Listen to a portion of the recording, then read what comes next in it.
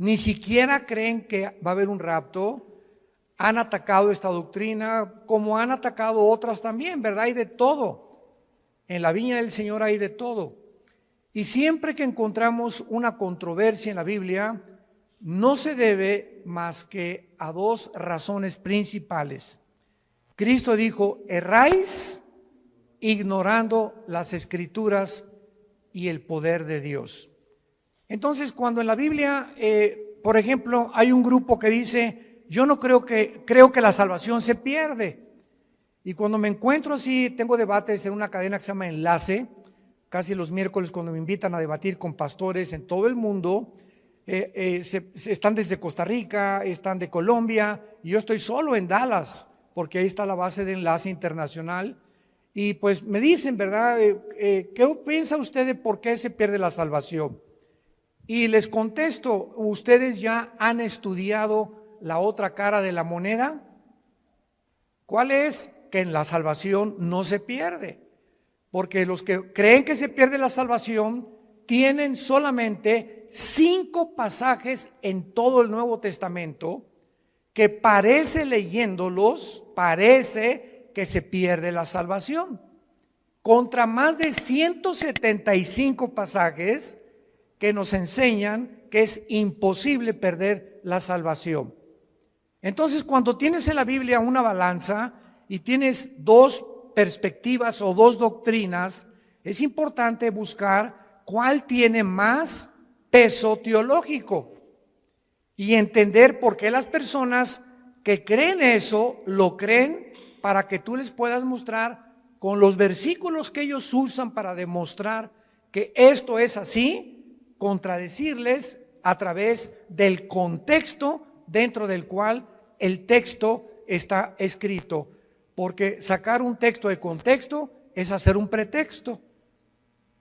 Entonces, las sectas se caracterizan por eso. Tú platicas con un testigo de Jehová, y un testigo de Jehová te va a decir que Cristo no es Dios, que el infierno no existe, y le preguntas: ¿por qué niegas que Cristo no es Dios? Y te contestan: es que Él dijo que nadie sabe estas cosas más que el Padre. Entonces, ¿cómo puede Cristo ser Dios si dijo que Él no sabía ni siquiera el día ni la hora? Sin entender que cuando Cristo bajó al mundo, Filipenses capítulo 2, Él se hizo igual que nosotros, se puso debajo del Padre temporalmente, para que Él no hiciera nada más que lo que el Padre le dijera, y dejarnos el ejemplo de la sumisión a la autoridad. Pero Jesucristo era 100% Dios y era 100% humano. Tú platicas con un mormón y el mormón te va a decir que ¿por qué no podemos tener 4 mujeres, 5 mujeres? Si David tuvo casi 7, 8, Salomón tuvo casi 1000. ¿Y por qué yo no? Dice don Pancho Pistolas. Y tú puedes contestarle claramente, ¿verdad? La dispensación o la administración bajo la cual vivieron. ¿Por qué Cristo, Dios? Porque Dios tiene 2 clases para poder juzgar. Una, la voluntad de Dios, apúntalo, es permisiva y directiva. Entonces, el hecho que Dios permita algo no significa que sea la voluntad de Dios. Una muchacha llegó un día y me dice: ¿es por qué me permitió casarme Dios con este patán de esposo que me golpea, etcétera, etcétera? Si yo le pedí a Dios, y le dije: porque tú aceptaste casarte con él y tú sabías perfectamente bien lo que hacías. Tenías 2 años sin ir a la iglesia cristiana y te casaste con el primer camión que pasó por ti. Entonces Dios lo permitió, pero no era la voluntad de Dios. Porque si tú hubieras permanecido en la voluntad de Dios, Dios te hubiera dado la persona que Él quiere desde antes que naciéramos, que nos acompañara en nuestra vida matrimonial. Entonces tenemos que comprender eso.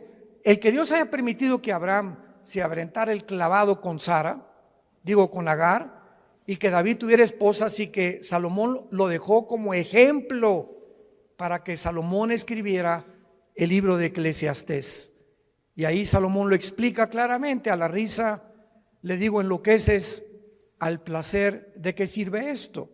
Para que cualquier hombre que crea que teniendo 2 mujeres o 3 mujeres ya la hizo y vas a ser feliz, te equivocas, porque las cosas que se escribieron para nuestra enseñanza se escribieron, a fin que a través del ejemplo de los hombres y mujeres que Dios exhibe con sus pecados en la Biblia, veamos que por eso la Biblia es un libro de santidad. Muy bien, vamos a abordar esta doctrina del rapto de la iglesia.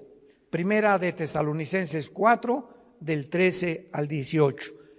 Pablo les dice a esta iglesia: no queremos, hermanos, o tampoco queremos que ignoren acerca de los que duermen. Dios no quiere que ningún cristiano ignore qué pasa después de morir. No quiere Dios que nosotros ignoremos qué hay después de la muerte, para que no nos comportemos como la gente que, como no sabe qué hay después de la muerte, como mi abuelita, se murió uno de sus hijos de mi abuela materna y se vistió de negro 8 meses sin salir de su casa para guardar luto. Háganme ustedes el favor. ¿Por qué lo hizo y por qué lo hacían nuestros abuelos o abuelas?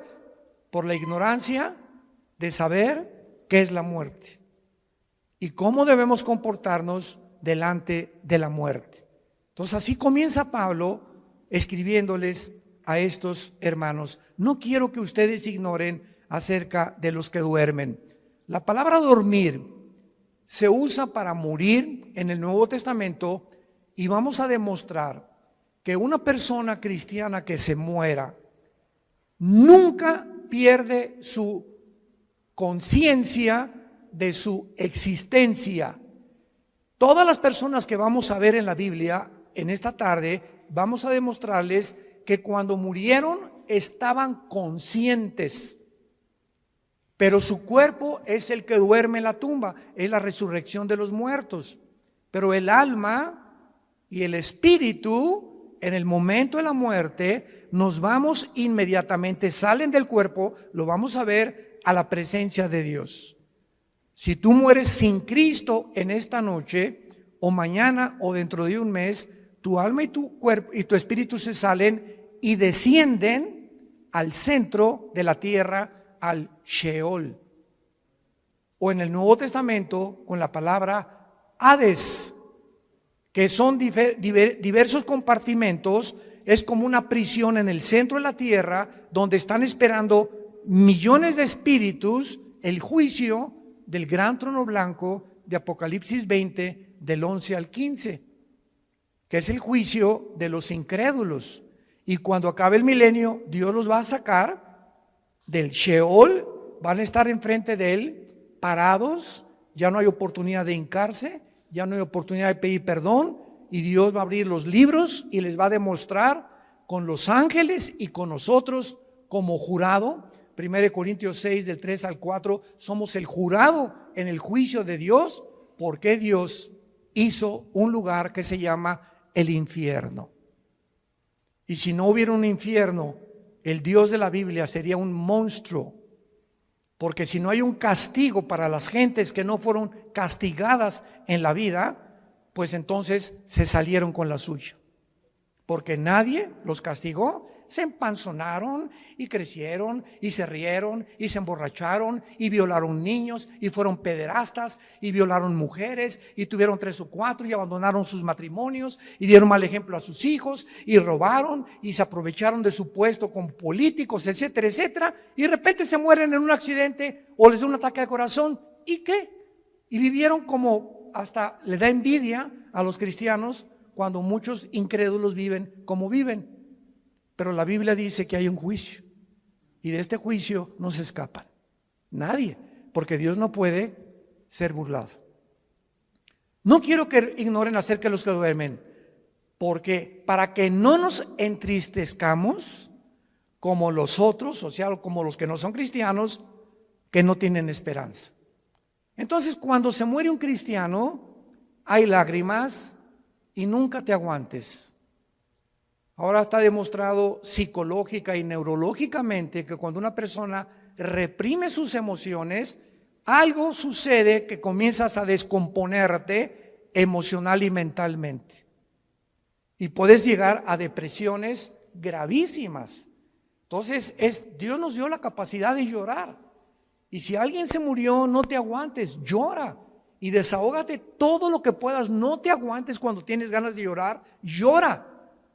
Pero al mismo tiempo que lloramos, hay una compensación de saber que mi primo, mi hermano, mi papá está en un lugar muchísimo mejor que si se hubiera quedado en Querétaro. Está feliz con el pandero si fue cristiano, etcétera, etcétera. Y hay una tristeza porque es un ser que ya no nos vamos a volver a ver. Como dijo el hermano Luis Palau, hace unos meses que acaba de morir de cáncer, grabó un video que me atravesó el corazón. Y Luis Palau dijo antes de morir, semanas antes de cáncer, yo quisiera que toda mi familia se fueran en el mismo avión conmigo. Así lo dijo, en el mismo avión. Pero yo me voy adelantando y me van a alcanzar después en otro avión ellos. Pero estoy contento porque voy y sé a dónde voy, porque sé que me está esperando Jesucristo. Y el momento que cierre mis ojos y que mi alma salga, me olvido de todo y descanso verdaderamente por toda la eternidad. Entonces, este pensamiento lo trajo Jesucristo, porque tenemos esperanza. Entonces, Dios no quiere que vivas como los que no tienen esperanza, que le lloran a sus muertos 6 meses, 1 año, 2 años de luto. Esto es absurdo y ridículo para un cristiano. Versículo 14, porque si creemos, vean el sí condicional. Si realmente tú crees que Jesús murió y resucitó, así también, vean con mucha atención esto, así también traerá Dios con Jesús a quienes. Cuando Jesús venga en el arrebatamiento, si tú mueres hoy en la noche o yo muero hoy en la noche como cristianos y no ha venido el arrebatamiento, que vamos a hablar más adelante, nos vamos al cielo y cuando venga Jesús, que no va a poner sus pies en la tierra en el rapto, va a ser en el cielo y vamos a venir con Él los que hemos muerto en Cristo, de Pentecostés a nuestros días. Porque los santos del Antiguo Testamento resucitan después de la tribulación. Entonces hay varias resurrecciones, como dice 1 Corintios 15, 22 al 28, que lo vamos a ver más tarde. Entonces, cuando venga Cristo, traerá con Jesús a los que durmieron con Él. Esto implica que los muertos ya están con Jesús, no están en el cementerio. Ya están con Jesús los muertos, no están en el cementerio. Como el cuento de el Día de Muertos en México, ¿no? Que estaba la India María en el cementerio con una olla de mole. Y llegó la señora Pompidou con un ramo de flores. Y entró la señora Pompidou al cementerio con su ramo de flores así. India bruta, le dice, ¿cuándo crees que tu muertito se va a comer el mole? Y le contestó la India María, cuando venga el suyo por las flores. O sea, tanto los ignorantes como los de la clase alta cometen el mismo error que se llama paganismo. Cuando nosotros enterramos a alguien, un cristiano no regresa nunca al cementerio, porque no hay nada más que huesos y lagartijas.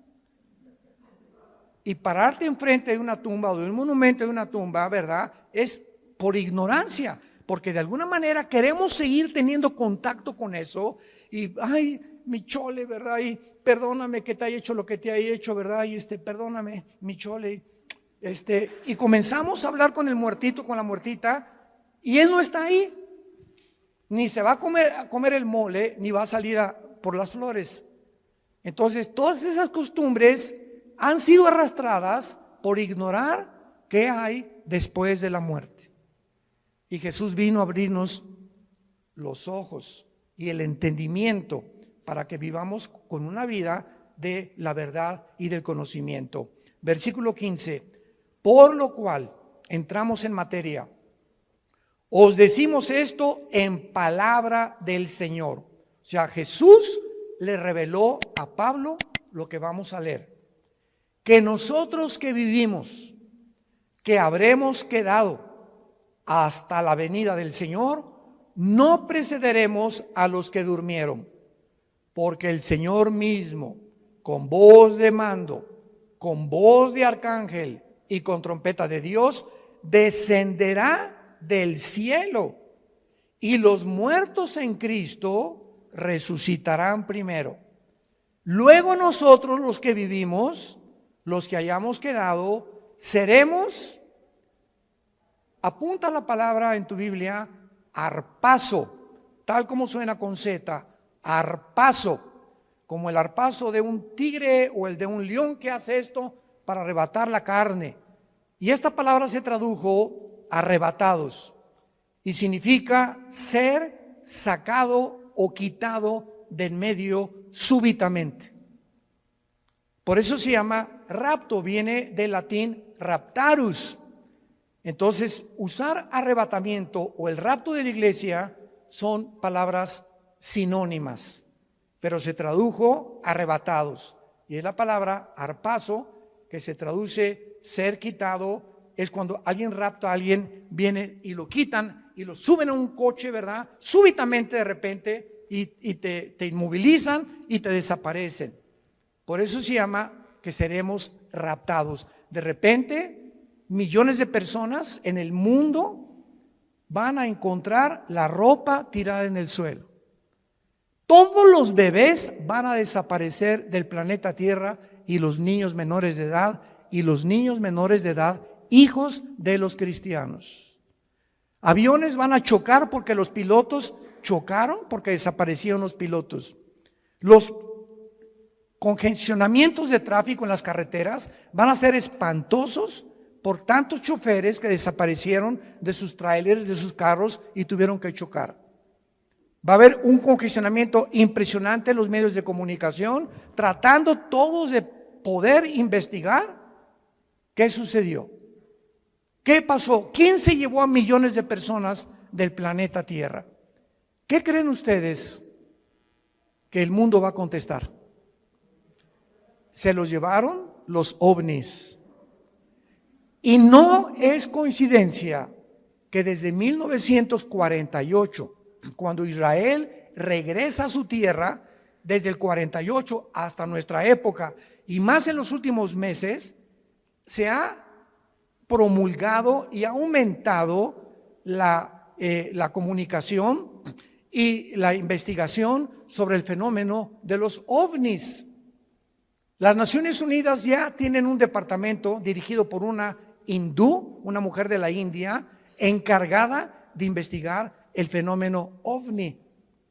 Al expresidente Trump le dijeron los senadores que por favor explicara el problema de Roswell, que en Nuevo México parece que cayó un ovni en Estados Unidos y que había un habitante dentro de él que lo sacó la CIA y el Pentágono en Estados Unidos y descubrieron que pues era completamente falso.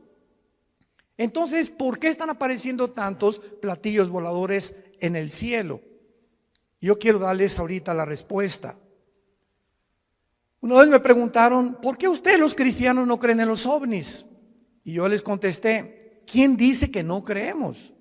Claro que hay muchos videos falsificados y relatos de personas que fueron raptadas por ovnis o que también hicieron experimentos genéticos con ellos, pero hay hechos que son reales. Y yo estuve traduciendo, ¿te acuerdas, Alan? De Jim Arwin. Jim Arwin fue el piloto de la nave Apolo 15, que fue el primer vehículo que caminó en la luna. Y Jim Arwin vino a México y me llamaron a mí, ya hablaba yo inglés en aquel tiempo, para que fuera su traductor. Fuimos como 6 o 7 universidades, ¿te acuerdas? Y Jim Arwin estuvo platicándonos con nosotros que él vio, porque allá cuando regresaba de la luna, él se convirtió a Cristo.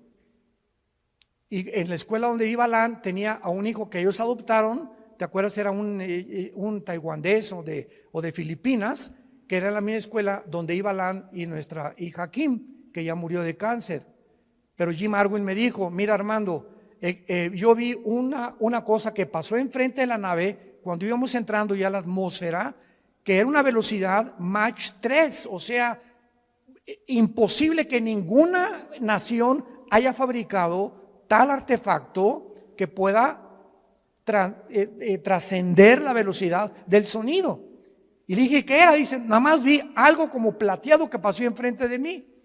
Entonces hay astronautas y hay pilotos de integridad que dicen que se han enfrentado con este fenómeno de los ovnis. ¿Y cuál es la respuesta? La respuesta es que es real, nada más que los cristianos no les llamamos ovnis, les llamamos ovis,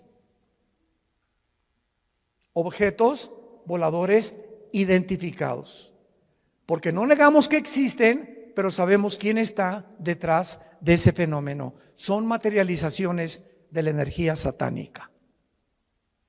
Satanás está preparando el mundo para que cuando venga el arrebatamiento de la iglesia, sepa el mundo que fuimos sacados del mundo por extraterrestres. Ahorita, en el estado de Colorado, en Estados Unidos, el más grande observatorio de los ovnis, ¿quién creen ustedes que lo financia? El Vaticano. ¿Y saben cómo se llama el observatorio? Lucifer. Lucifer. El más grande observatorio que está tratando de encontrar, porque dijo el Papa Francisco que si llegaban los ovnis, él los iba a evangelizar. Bueno, no nos vamos a perder con eso, ¿verdad? Pero vamos a explicar esto claramente. Dice el versículo 5 que cuando Jesucristo venga en el rapto, va a haber una generación de cristianos vivos. Dios quiera que seamos nosotros. Muy bien. Y dice el versículo 16 que cuando Él venga, viene con voz de mando que solamente lo vamos a oír nosotros. Viene con el arcángel Miguel, que es el comandante en jefe de la nación de Israel. Y también dice la Biblia que vendrá con una trompeta. Y esta trompeta no es la última trompeta del capítulo 14 de Apocalipsis, porque las trompetas del Apocalipsis son de juicio. Y la trompeta que se va a usar aquí es para llamarnos a nosotros. Vamos a oír como un shofar. Porque en el libro de los Números, en el Antiguo Testamento, cuando acampaban, usaban 2 trompetas. Entonces en el desierto eran 2 millones de personas. ¿Y cómo podía Moisés decirles: mándeles un Twitter a los que se encuentran como a 1 kilómetro acampados, porque necesito tener una reunión mañana en Zoom con ellos? Entonces agarraban una trompeta y tenía un sonido continuo, y cuando la gente lo oía, se acercaban alrededor del campamento y de la tienda de Moisés y de Josué para saber que él tenía instrucciones. Y había otro toque de trompeta que era que era repetido, que significaba: empaquen porque nos vamos, estamos cercanos por el enemigo. Entonces uno era para reunir al pueblo y el otro para huir, porque tenían que cambiarse de lugar porque sentían que venían enemigos contra ellos. Y el toque de trompeta que vamos a oír es para reunirnos con Jesús. No puede ser la trompeta del Apocalipsis. Esto es muy importante para poder saber, porque he oído que han dicho que es la última trompeta del Apocalipsis, y esas son trompetas de juicio. Entonces dice la Biblia: Cristo descenderá del cielo, versículo 16. Y noten ustedes que los primeros en encontrarse en el aire con Cristo serán los muertos, pero vean ustedes, en Cristo. O sea, desde Pentecostés hasta nuestros días se formó la iglesia. La iglesia no existía en el Antiguo Testamento, no existía en los evangelios. Fue cuando en Pentecostés, bajo el Espíritu Santo, que se formó el cuerpo de Cristo. Y ahora la iglesia somos seres humanos que estamos en Cristo, injertados en Él. Dice Efesios 5, somos parte de sus huesos y de su carne de Cristo, es el cuerpo místico de Cristo. Entonces en el rapto, si nosotros estamos vivos y viene ahorita a las 7:30 de la noche y oímos, vamos a oír, ¿verdad? Nada más nosotros un sonido y de repente en un abrir y cerrar de ojos estamos en el cielo con Él. Ya Él viene con todos tus parientes que murieron antes que nosotros en Él. Los santos del Antiguo Testamento resucitan después de la tribulación. Y este orden, porque dice en 1 Corintios 15, 22 al 28, que hay un orden establecido por Dios para la resurrección de los muertos. Primero Cristo, las primicias, después los que son en Él. O sea, la iglesia que somos nosotros. Y dice la Biblia, luego nosotros los que vivimos, los que quedemos, seremos arrebatados juntamente con ellos en el aire. El rapto es en el aire, Jesús no baja. La segunda venida baja y planta sus pies en el monte de los olivos. Zacarías capítulo 14 del 12 en adelante. Cristo pone sus pies en el monte de los olivos donde fue crucificado. Y dice Zacarías 14, se va a hacer un valle de sur a norte y de oriente a occidente. Se va a hacer una cruz en el suelo. Va a ser como una hendidura que se va a hundir la tierra formando una cruz cuando Cristo venga y viene con nosotros, Apocalipsis 19, a establecer su reino. Son dos eventos completamente diferentes. Veamos el otro pasaje en 1 Corintios capítulo 15, versículos 51 al 53. Pablo comienza diciendo, les digo un misterio. El rapto de la iglesia, síganme con mucho cuidado, era desconocido por los judíos. Ningún profeta del Antiguo Testamento habló del rapto de la iglesia, que habría un grupo de personas que no íbamos a morir. Era desconocido bajo el Antiguo Testamento. En los evangelios no se encuentra, en Mateo, Marcos, Lucas y Juan, no se encuentra el rapto. Más que cuando Jesús dice en Juan 14, voy a preparar una morada para ustedes y vendré y os tomaré a mí mismo. De una forma indirecta, la palabra os tomaré a mí mismo, que es en el griego paralambano, apúntalo, paralambano significa ser sacado y unido a Cristo. Y al apóstol Pablo, no a Juan, no a Pedro, no a Santiago, no a Mateo, no a Lucas, a nadie el Espíritu Santo le reveló este misterio. Entonces estaba escondido, era un secreto que Dios tenía guardado para nosotros los que pertenecemos a la iglesia. Y se lo revela al apóstol Pablo. Les voy a decir un misterio, dice Pablo. ¿Cuál es este misterio? Que no todos vamos a morir, pero todos vamos a ser transformados. Cuando venga el arrebatamiento estamos vivos en milésimas en un parpadeo de ojos. Mi cuerpo, tu cuerpo es transformado a la semejanza del cuerpo con el cual Cristo resucitó. Porque si me preguntan, ¿cómo va a ser nuestro cuerpo? ¿Me voy a parecer a John Travolta? ¿Me parecería a Madonna cuando resucite? Y tenemos curiosidad de cómo va a ser nuestro cuerpo, ¿verdad? Lo vamos a ver ahorita con mucho detalle, porque la Biblia nos dice cómo va a ser nuestro cuerpo. Entonces, este misterio es que habría una generación de cristianos que no vamos a saber lo que es morir. No vamos a atravesar el túnel que atraviesan, como decía David le llamó el camino de todos los hombres. Pablo le dice abandonar este cuerpo. Entonces, este misterio fue revelado al apóstol Pablo y dice el versículo 52 explicándonos cómo va a suceder.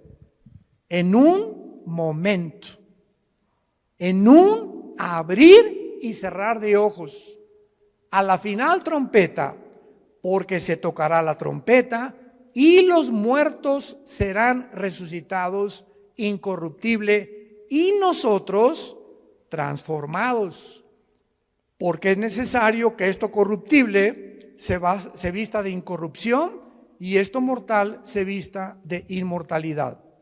Muy bien, ahora vamos a demostrar a continuación claramente en la Biblia que lo que enseñan los testigos de Jehová y los mormones es una grande equivocación, que los muertos están dormidos y que no hay conciencia después de la muerte hasta la resurrección. Vayamos primero a Génesis capítulo 35 en el Antiguo Testamento. Esto es maravilloso. La Biblia es preciosa. No hay nada perverso en ella. Todas ellas, las palabras de Dios, son rectas al que entiende y razonables a los que han alcanzado la sabiduría. Dice Proverbios 8 del 4 al 8. Vean ustedes Génesis 35 versículo 18. Pon una lupa o un microscopio para lo que vamos a leer. Aconteció que al salírsele, apúntalo, Nepesh. Nepesh con SH al final. Es la palabra hebrea para alma. Al salírsele el Nepesh o el alma murió. Desgraciadamente hay una traducción de la Biblia que se llama la Nueva Versión Internacional. Yo no se la recomiendo a nadie. Y si tú lees este versículo en esta versión de la Biblia, dice, aconteció que suspiró. ¿Y qué es un suspiro?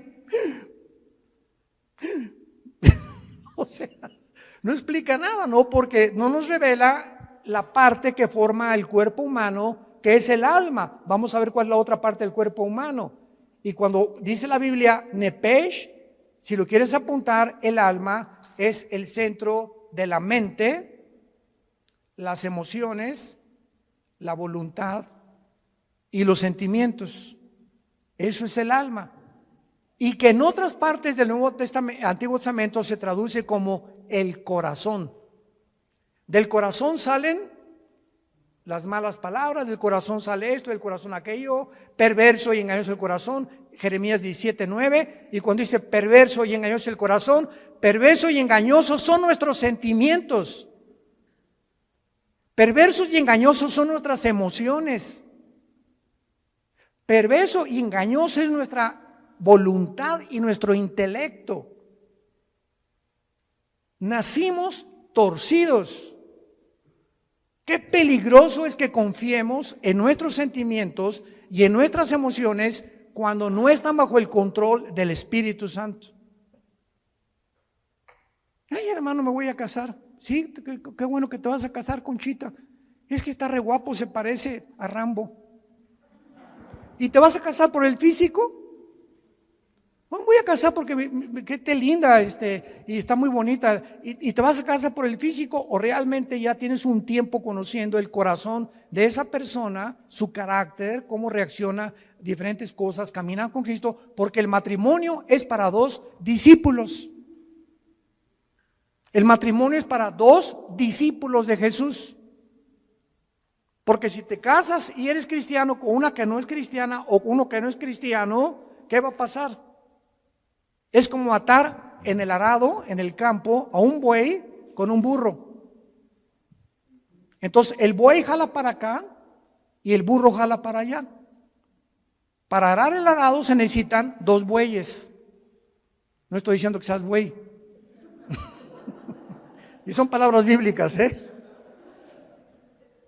Entonces, por eso están unidos para arar con un yugo los dos, y el yugo del matrimonio es Cristo. Entonces, si los dos no están y Cristo no está en medio, cordón de tres dobleces es difícil de romperse, dice Eclesiastés capítulo 4. Por eso es tan importante entender que el matrimonio es para discípulos. Aconteció que al salirse el alma, murió. Al morir, ¿qué se sale de nosotros? se sale el alma. Ahora el versículo 29 del mismo capítulo, y exhaló Isaac el roach. Así como suena, se pronuncia la CH en hebreo como J, ruaj. Se le salió y se traduce espíritu. Y el espíritu es la parte inmaterial a través de la cual conocemos, adoramos y servimos a Dios. Adoramos en espíritu, servimos en espíritu y seguimos en espíritu al Creador.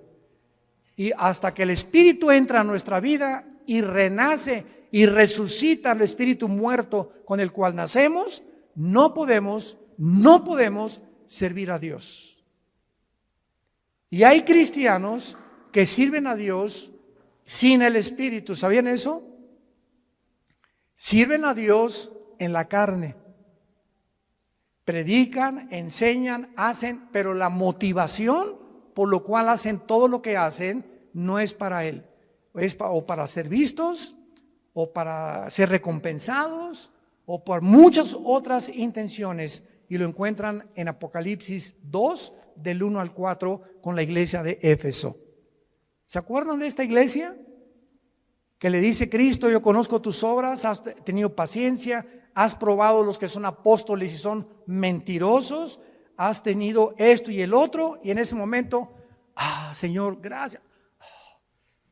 Hasta que me reconoces, Señor. Con cualquiera de estas cosas que Cristo está alabando se sentiría uno orgulloso, ¿verdad? Pero dice Cristo, pero, hay un pero, ¿cuál es, Señor, el pero? Que tengo contra ti que has perdido tu primer amor. O sea, todas estas cosas que Cristo alabó son buenas, pero lo estaban haciendo sin amor a Él. La carne es bien consagrada. Se llama la religiosidad. Y son de esos hermanos que, ¿y por qué el hermano se tatuó? ¿Y por qué trae el pelo largo? ¿Y por qué trae ese vestido tan caro, la hermana? ¿Y por qué la otra parece china poblana? ¿Y por qué esto y por qué el otro? ¿Y por qué se ponen aretes? ¿Y por qué celebran la Navidad? Dios mío, santo, no sé a qué virgen invocar. Que no hay ninguna, ¿verdad? Pero Jesús, María y José y el burrito que los acompaña. Es increíble que estén continuamente tratando de ver que el cristianismo es a través de cómo te vistes, de si estás tatuado. Una vez me dijo un señor, ¿ya viste ese hermano que está tatuado? Y le dije, es peor la panza de Santa Claus que tienes tú. Se pintó algo en el cuerpo, ¿y quién está haciendo más daño a su cuerpo? ¿Él o tú? Y peor si tomas Coca-Cola. Entonces, cuando apuntamos a alguien, 3 dedos nos apuntan a nosotros, nos damos cuenta. Tengamos cuidado a quién juzgamos y a quién le señalamos el dedo, porque estamos buscando siempre que creemos que somos mejores que otros por la forma como nos comportamos, y a Dios se le adora en espíritu y en verdad. Es que en la Navidad es paganismo y ¿sabe? Cállese. Mi esposa le pone el árbol de Navidad más lindo que hay con esferas y estamos en Navidad. Jingle bells, noche de paz, contentos, alegres. Pero hoy, hermanos, no pusieron árbol, no pusieron nada y con sujeta.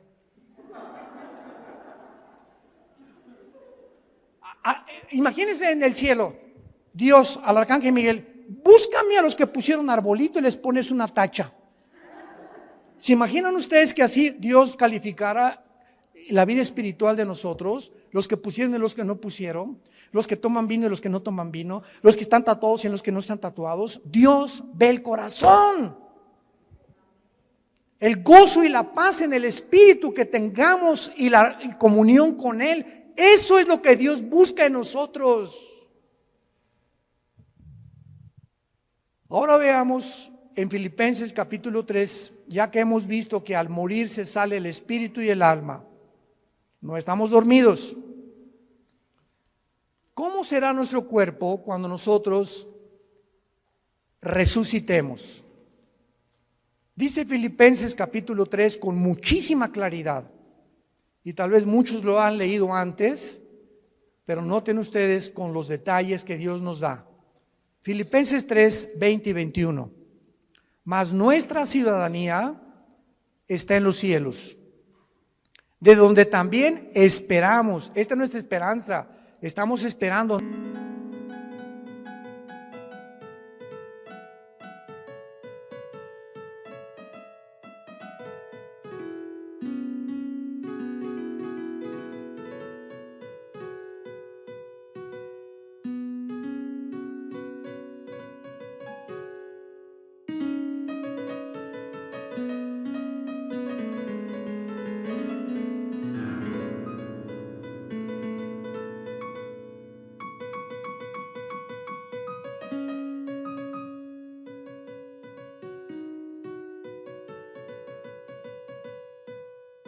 No al anticristo, estamos esperando a Jesús, al Salvador, al Señor Jesucristo, el cual transformará el cuerpo de la humillación nuestra para que sea semejante a ¿quién? Para que sea nuestro cuerpo igual a ¿quién? Al cuerpo con que Cristo resucitó. Muy bien. Ya tenemos una pieza clave para saber que cuando resucitemos, nuestro cuerpo tendrá las características que tenía Cristo cuando Él resucitó. Muy bien. ¿Cuáles características tenía Cristo cuando Él resucitó? Número 1. Cuando Jesús estaba abriendo sus brazos en la cruz, los romanos tenían la orden, y era de pena de muerte, de asegurarse que el crucificado, antes de que lo bajaran, estuviera muerto. Y como muchas veces se desmayaban por el dolor, lo podían bajar creyendo que estaba muerto. No hay las pruebas clínicas que hay en el siglo XXI para mostrar que una persona está muerta. Entonces lo que hacían los romanos era romperles los meniscos con un mazo grandísimo en las rodillas, los meniscos de las rodillas. Entonces el crucificado tendría que caer y asfixiarse, y si no estaba muerto, moría por asfixia. Y entonces así se aseguraban de que la persona estaba muerta. Pero estaba escrito en Deuteronomio que a Jesús no lo romperían los huesos. Y cuando se acercó un soldado a Cristo para romperle los huesos, un centurión romano le haber dicho al soldado: detente, yo voy a hacerlo de otra manera. Agarró una lanza y lo atravesó de la izquierda a la derecha, todo el diafragma y el corazón de lado a lado, para asegurarse que estaba muerto. Y el apóstol Juan en el Evangelio escribe esto: vi salir, porque él estaba en la cruz con María su madre y con María Magdalena, son los únicos que estaban en la cruz, y otra mujer. Vi salir una gota de agua mezclada con sangre. Esto lo escribió Juan hace 2000 años. Y la cardiología moderna, un cardiólogo te da testimonio y te da evidencia que cuando se mezcla el agua con la sangre, implica la rotura del pericardio. ¿Qué es el pericardio? Es una capa que envuelve el corazón. Y cuando se rompe, produce un derramamiento de agua mezclada con sangre. Lo que implica que cuando Jesús fue atravesado con la lanza, ya estaba muerto. Y ahora quiero hacerles una pregunta a todos ustedes, que me encanta hacérselas, sobre todo a los teólogos, aquí a los calvinistas y a los arminianos, y yo que aquí, que se me diga, a ver. ¿De qué murió Cristo?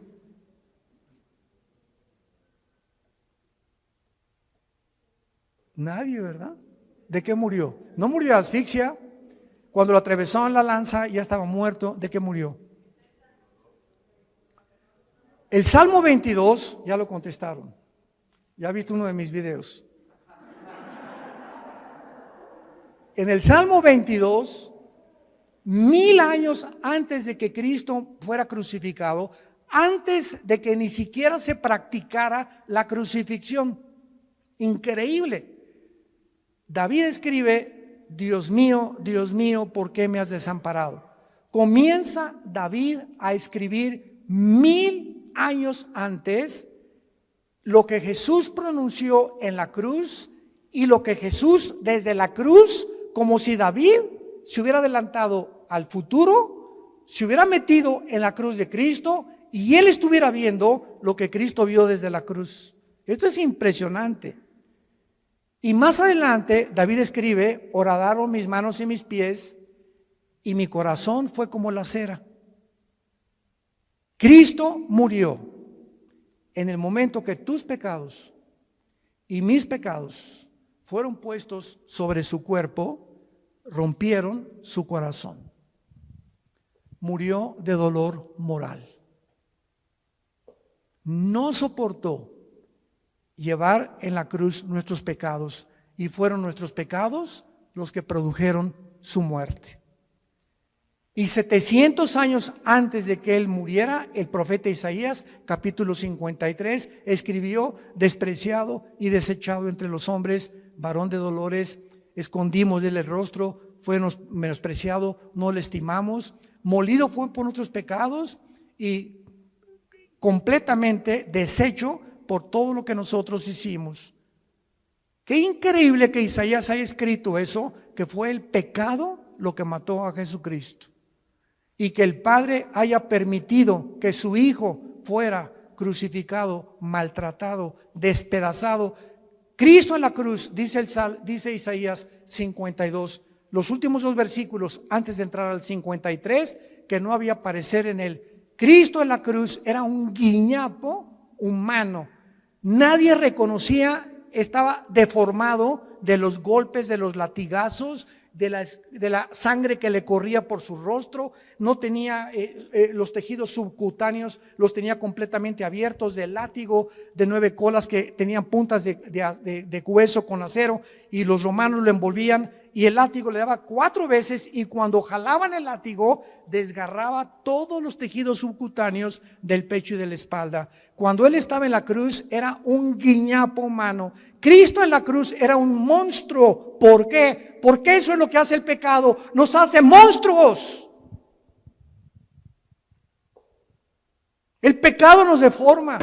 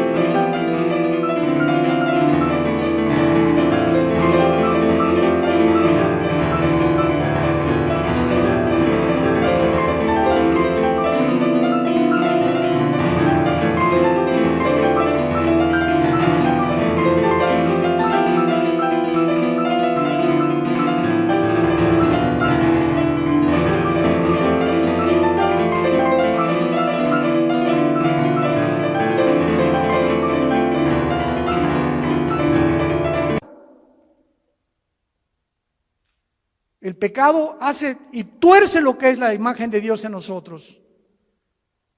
Y el cristiano tiene que proyectar la santidad. El cristiano tiene que proyectar el gozo, la paz del Señor. Y tú lo puedes ver en amigos tuyos o en personas que no son cristianas. Ve la mirada que tienen. Será. La lámpara de nuestro cuerpo son los ojos, pero Cristo muere de esa manera para que Dios nos recordara el tiempo en que nosotros tenemos que estar conscientes de lo que el pecado nos hace en nuestra vida. Y vayamos en penúltimo lugar, Apocalipsis capítulo 6.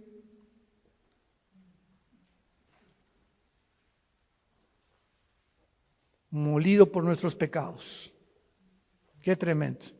En Apocalipsis 6 vemos otra evidencia de que cuando morimos no estamos dormidos.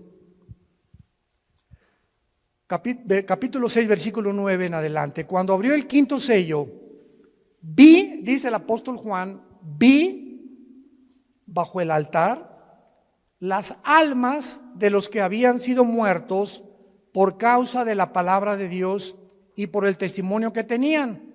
¿Cómo podía Juan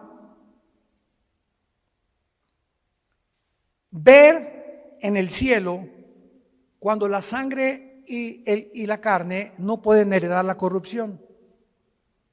¿Cómo pudo Dios llevarse a Juan al cielo? ¿Cómo pudo en 2 Corintios 12 llevarse Dios a Pablo al cielo cuando nuestro cuerpo nos impide estar en otra dimensión donde todo es santidad y perfección? Lo corrompible no puede heredar la incorrupción, ya lo vimos.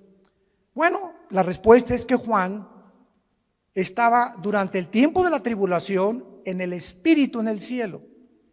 Y esto nos muestra que aparte de los ojos físicos que tenemos, porque cuando alguien está muerto, vienen los gusanos y nos comen el cerebro, ¿verdad? Nos comen los ojos en la tumba, nos comen las orejas y queda el puro esqueleto ahí tirado en el cementerio.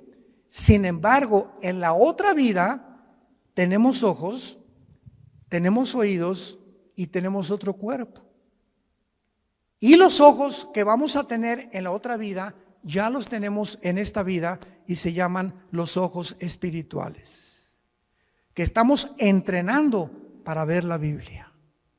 Si tú vienes a la Biblia con tus ojos carnales, sin antes orar ni limpiar tu vida, Dios no va a permitir que veas nada de revelación, ni el Espíritu Santo te va a descubrir las cosas profundas que se encuentran en la Biblia.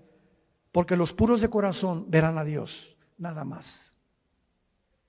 No podemos acercarnos a Dios con un corazón sucio y con una mente inmunda. Entonces, qué increíble, ¿verdad? Que la Biblia pueda mencionar que podamos mantener la existencia y la conciencia de la existencia.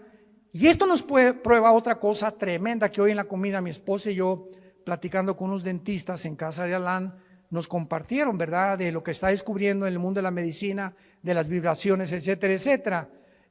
Tú sabes que nosotros cuando soñamos, ¿no es la mente la que produce los sueños? ¿Tú sabes que los pensamientos no se forman en el cerebro?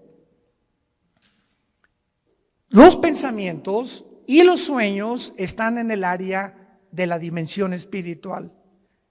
Y una cosa es el cerebro y otra cosa son los pensamientos, porque cuando tú mueras, tu cerebro se queda con los gusanos, alimento de los gusanos, y en la otra vida vas a recordar quién eres. Pero ¿cómo si tu cerebro ya no lo tienes? Ya se lo comieron los gusanos. Esto nos demuestra claramente que la conciencia no está en el cerebro, los pensamientos no están en el cerebro. El cerebro no es un órgano como el hígado que produce la bilis y los intestinos, los jugos gástricos, etcétera, etcétera. Pero el cerebro es solamente un órgano, pero no forma parte de la vida espiritual. Y cuando la Biblia dice renovaos en vuestra mente, no dice en el griego en el cerebro, dice en vuestra mente, y la mente es el alma. ¿Están aprendiendo algo? Juan está en el cielo y ve las almas de los muertos. No estaban dormidos. Y Juan, versículo 10, los oye que los muertos tenían cuerdas vocales en la otra vida. Las que tenemos aquí, los gusanos se las comieron. Y en la otra vida Juan oye que clamaban a gran voz, oyó que estaban junto a Dios y le estaban preguntando a Dios: ¿hasta cuándo, Señor, santo y verdadero, no juzgas y vengas nuestra sangre en los que moran en la tierra? ¿Qué fue lo que Juan oyó que estaban diciendo estos muertos en el cielo? Que estaban muertos en su cuerpo, pero conscientes de existencia en la otra vida, espiritualmente hablando.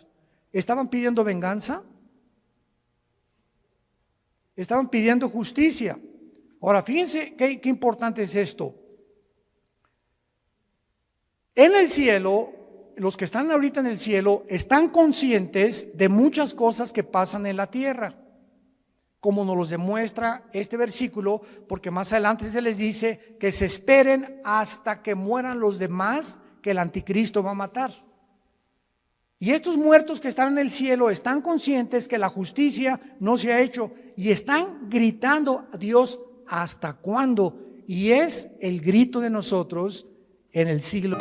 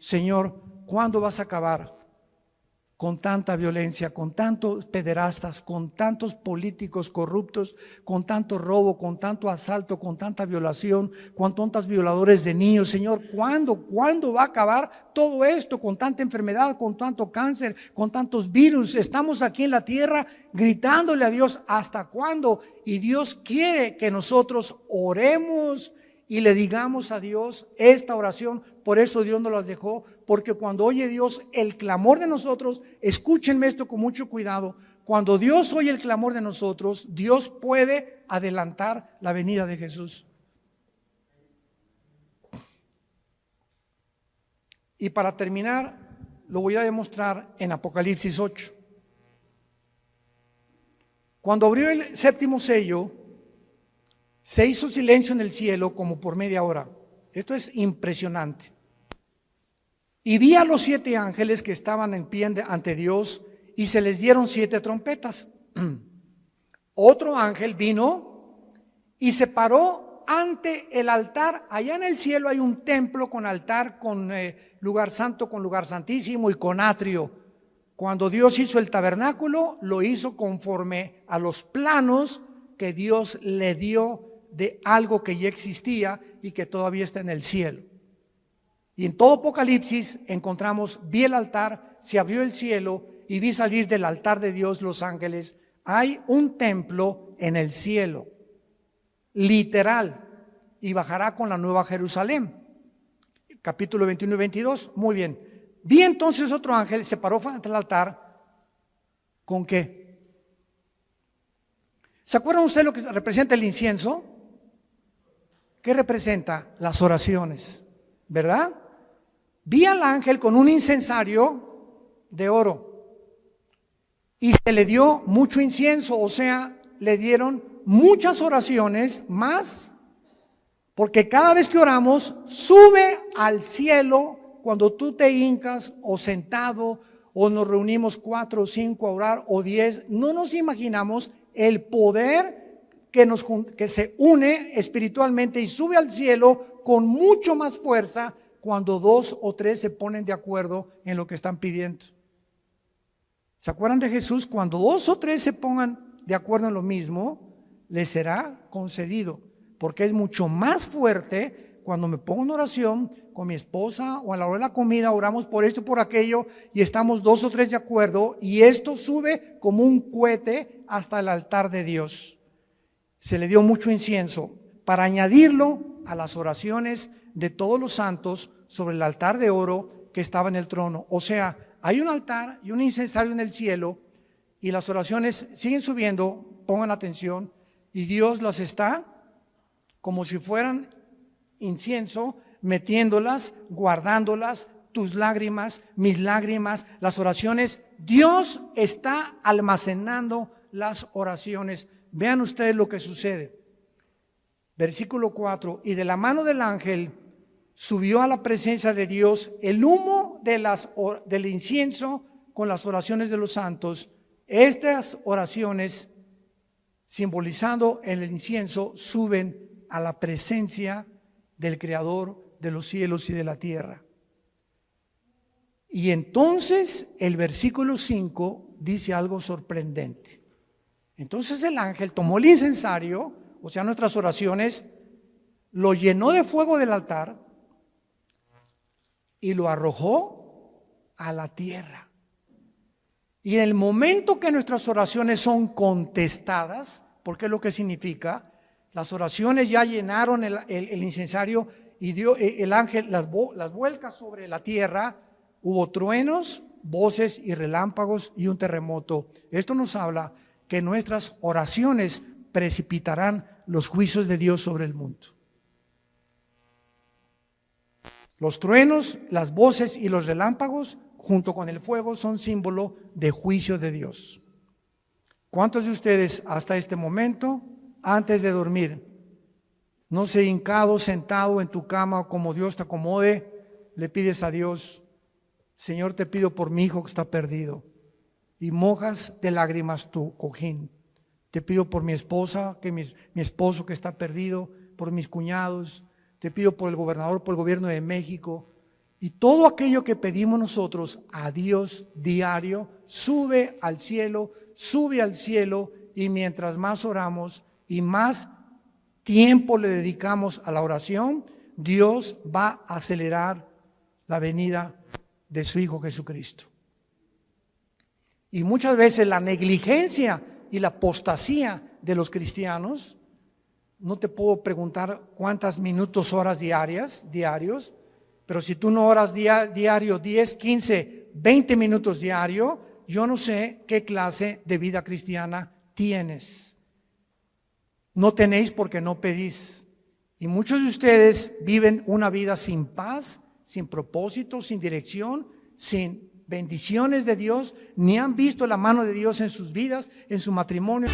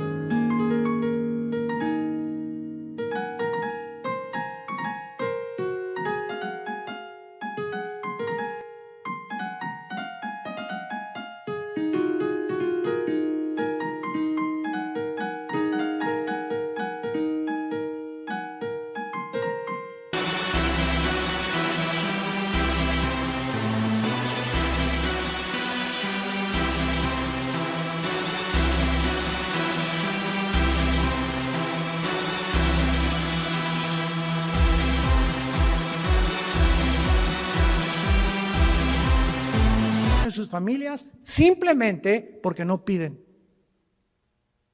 Y cuando eran: Jesucito mío, mi dulce compañía, no me desampares ni de noche ni de día.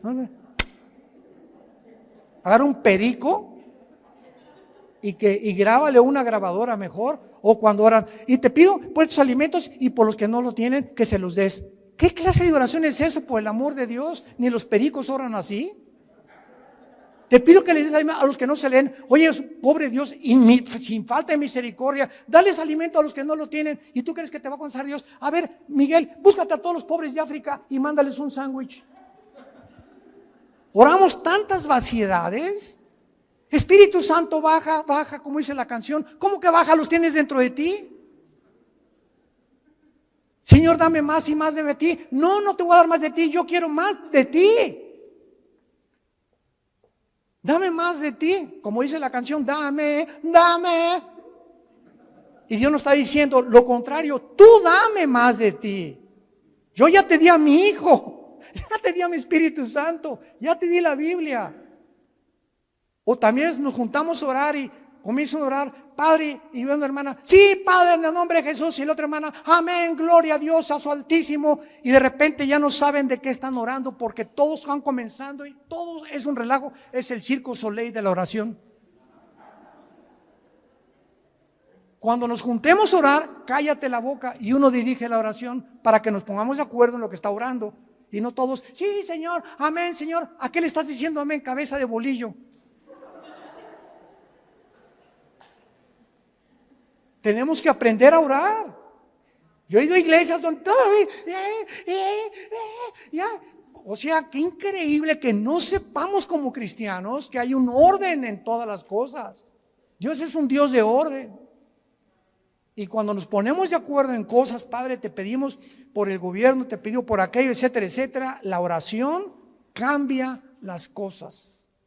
Y si tú en esta noche tienes a Jesucristo como tu Señor y como tu Salvador, y tú saliendo ahorita mueres un balazo, no sé lo que pueda pasar, un choque o mañana no amaneces, tú mueres en paz y vas a ir al cielo directamente en el instante, en los segundos en que tú te separes de tu cuerpo de este mundo. Hoy, antes de acostarte, yo te pido que te asegures que tienes a Jesús como tu Salvador. Oremos. Señor, te damos gracias por tu palabra. A causa de la esperanza que nos está guardando en el cielo y porque nos has hecho partícipes de la herencia de los santos en luz, nos has trasladado de las tinieblas al reino admirable de Jesucristo. Bendito sea el Dios y Padre de Jesucristo nuestro Señor, que nos hizo renacer para una esperanza viva por medio de la resurrección de Jesucristo, que fue crucificado, enterrado y resucitado a los 3 días, para una herencia incorruptible, inmarcesible, reservada para nosotros en los cielos, que somos guardados mientras tanto aquí en la tierra por tu poder, Señor, mediante la fe, habiendo huido de las concupiscencias, de las pasiones desordenadas, de los síntomas sociales que nos indican que vienes pronto por nosotros, de la descomposición moral de la sociedad en la que estamos viviendo. Ustedes sean santos en toda su manera de vivir, porque si invocan mi Padre o mi nombre, que soy santo ante todas las cosas, dice el Señor, andad con temor durante todos los días de vuestra peregrinación, sabiendo que fuimos rescatados con la sangre de Cristo, sin contaminación, no con oro ni con plata, sino con la vida del Hijo de Dios. En esta noche y en esta tarde, ustedes a través de las redes sociales, yo les invito a que vengan a la cruz. No te invito a una religión, te invito a una cruz, al centro del universo, donde Dios estaba en Cristo reconciliando nuestros pecados. El que no conoció pecado por nosotros se hizo pecado, para que nosotros fuéramos hechos la justicia de Dios en Él. Y Dios muestra su amor para con nosotros en que siendo pecadores, su Hijo Jesucristo muere en nuestro lugar, para que tú comprendas que el que tiene a Cristo tiene la vida. El que no tiene a Cristo no tiene la vida eterna. Yo te invito a que te asegures en este momento de tener a Jesús. ¿Qué puedo hacer? Me preguntarás. Dile estas palabras, que broten de lo más profundo de tu corazón. Señor mío y Dios mío, Me arrepiento de mi vida. Te pido que en esa cruz donde tú pagaste con tu sangre por mis pecados, me laves en este instante de todas las maldades desde que nací hasta este momento y que me des la vida eterna. Te recibo, Jesús, porque creo que a los 3 días resucitaste de los muertos y que solamente tú puedes cambiar mi vida y darme la seguridad que cuando cierre mis ojos en el día de mi muerte, los volveré a abrir en segundos y veré tu rostro. Te abrazaré y sabré que no fue en vano haber creído y haberte servido y haberte adorado en la corta vida que me diste. En el nombre de Jesús. Amén. Gracias a Dios.